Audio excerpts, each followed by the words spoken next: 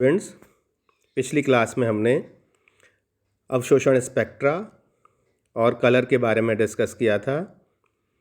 उसमें मैंने ये बताया था कि किस तरह से कलर और एब्जॉर्प्शन स्पेक्ट्रा के लिए 3 शर्तें होना आवश्यक हैं।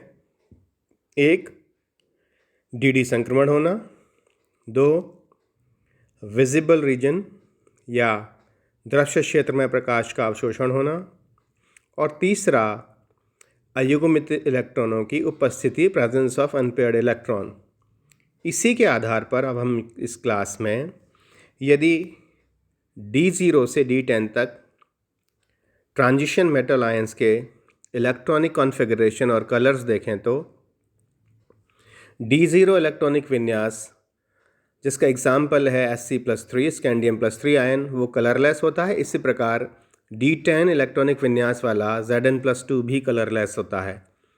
बाकी सारे के सारे आयन जिनमें कि अयुग्मित इलेक्ट्रॉनों की उपस्थिति है और दृश्य क्षेत्र में प्रकाश का अवशोषण करते हैं, वो सारे के सारे कलर्ड होते हैं। D1 से लेकर यहाँ D9 तक इलेक्ट्रॉनिक विन्यास वाले आयनों के उदाहरण दिए हैं। तो V+4 ion, V+3 ion, V+2 ion जिनके इलेक्ट्रॉनिक विन्यास क्रमशः D1, D2, D3 हैं, वो ब्लू, ग्रीन और पिंक कलर के होते हैं।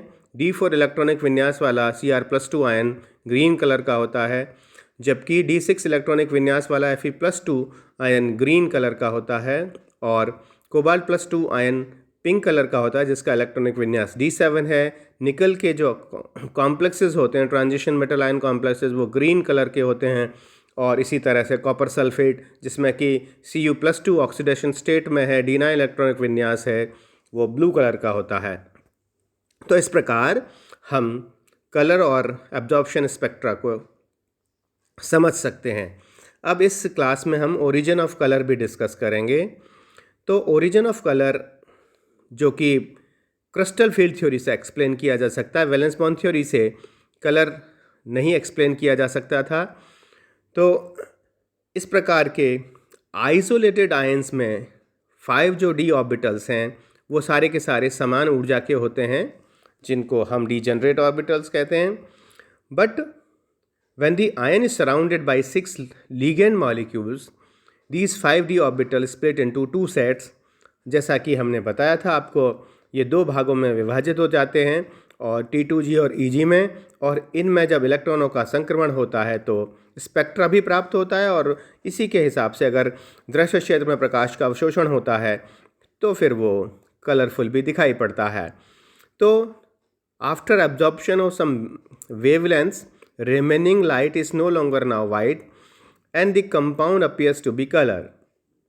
तो जैसे ही प्रकाश का अवशोषण दृश्य क्षेत्र में होता है तो Δ0 के बराबर प्रकाश का अवशोषण हो जाता है, और इसके कारण से जो इलेक्ट्रॉन है वो T2G से EG कक्षक में चला जाता है, और ये जो संक्रमण है वो DD संक्रमण कहलाता है, जिसको हमने पहले भी एक्सप्लेन किया था।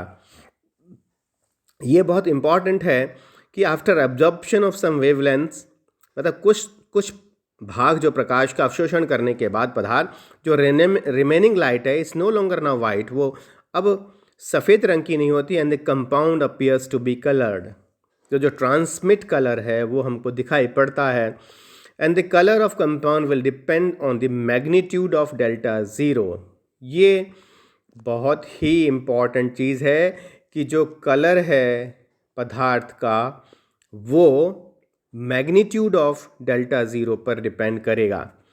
तो द वैल्यू ऑफ Δ0 अर्थात crystal field splitting energy is not constant for a particular ion.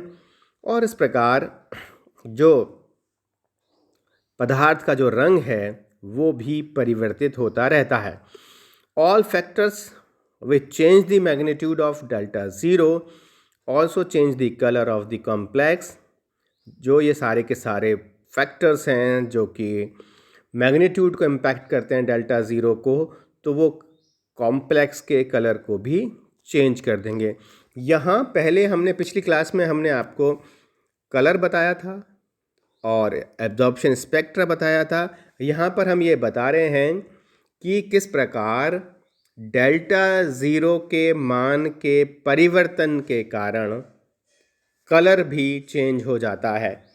और वो फैक्टर्स कौन कौन से हैं ये भी पढ़ लेते हैं। These factors are nature of ligands अर्थात लिगेंड्स की प्रकृति, चार्ज ऑन मेटल आयन अर्थात धातु आयनों पर आवेश, तीसरा geometry of the complex ion, complex आयनों की ज्योमेट्री जो उनकी ज्यामिति होती है वो, और नंबर ऑफ डी इलेक्ट्रॉन अर्थात डी इलेक्ट्रॉनों की उपस्थिति। तो ये चार फैक्टर जिसमें लिगेंड की प्रकृति है, धातु आयन पर आवेश है, ज्यामिति है और नंबर ऑफ डी इलेक्ट्रॉन्स हैं, ये सब डेल्टा ज़ीरो के मान को इम्पैक्ट करते हैं, उसको प्रभावित करते हैं और डेल्टा ज़ीरो का मान बदलते ही कॉम्प्लेक्स का कलर भी बदल जाता है। तो the complexes with the same metal ion can have different colours. अब देखिएगा ये बड़ी इंटरेस्टिंग चीज़ इस क्लास में इस स्लाइड में दिख रही है आपको कि एक ही आयन के अलग अलग जो है कॉम्प्लेक्स हैं वो अलग अलग रंग दिखाएंगे। तो जैसे से फॉर एग्जांपल सेंट्रल आयन है अगर CO+2 कोबाल्ट+2 आयन और इसका एक्वस कॉम्प्लेक्स है तो वो पिंक कलर का दिखाई देगा, लेकिन जैसे ही CO+2 आयन के क्लोराइड कॉम्प्लेक्स है अगर क्लोराइड लिगेंड उसमें जुड़ जाएंगे तो वही CO+2 आयन ब्लू कलर का कॉम्प्लेक्स बनाएगा। इसी तरह से कोबाल्ट+3 में अगर एक्वा आयन है तो वो ग्रीन ब्लू कलर का होगा, जबकि अमोनिया जो कॉम्प्लेक्स है कोबाल्ट+3 के साथ वो ऑरेंज कलर का होगा। कोबाल्ट+3 में और एक इंटरेस्टिंग चीज़, अगर साइनाइड लिगेंड हो जाए तो फिर ये येलो ग्रीन हो जाएगा। तो देखिएगा कि एक ही सेंट्रल मेटल के अगर दो आयन हैं सेम ऑक्सीडेशन स्टेट के, वो भी अलग रंग के हैं लेकिन उसमें लिगेंड बदल गया है, और अगर अब CO+3 आयन कर दिया CO+2 की जगह तो फिर क्योंकि ये चार्ज ऑन मेटल आयन बदल गया ना, पहले लिगेंड बदल गए फिर चार्ज ऑन मेटल आयन बदल गया, तो इस प्रकार यहाँ पर ये कॉम्प्लेक्सेस ग्रीन ब्लू ऑरेंज और येलो ग्रीन कलर के हो जाएंगे लिगेंड के चेंज होने से। ठीक उसी प्रकार Mn+2 आयन है जो कि अगर वो एक्वा आयन है तो वो पिंक कलर का होता है, और अगर क्लोराइड लिगेंड है तो वो भी ये ग्रीन कलर का हो जाता है। तो यहाँ पर ये देखना बड़ा इंटरेस्टिंग है कि इन चारों फैक्टर्स के आधार पर डेल्टा ज़ीरो का मैग्नीट्यूड या मान बदल जाता है, और उन डेल्टा ज़ीरो के मान बदलते ही जो कॉम्प्लेक्सेस के कलर हैं वो भी बदल जाते हैं।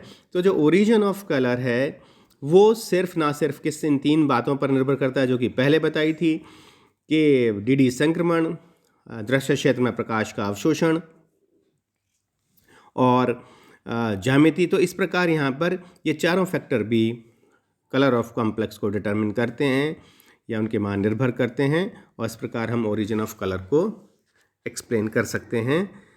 Thank you.